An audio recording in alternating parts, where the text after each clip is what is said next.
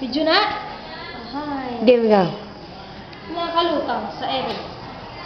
Nag-dive si Jim Ferrer ng Tulok di.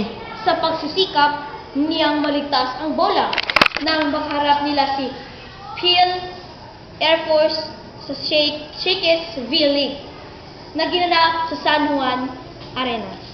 Tadan! Basta, di mo na mariko ng kanta na. At para naman sa ating showbiz news ngayon.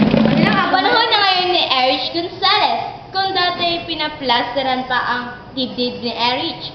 Sa 14 para magkaroon ng cleavage, this time, totoong-totoo na ito at walang belo o kalayan effect whatsoever.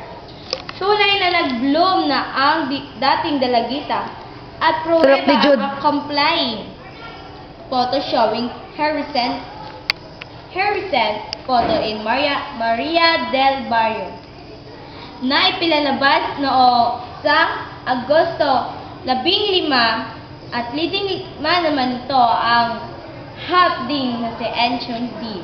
Diri tulok ga. Yun lang po. Sana naman.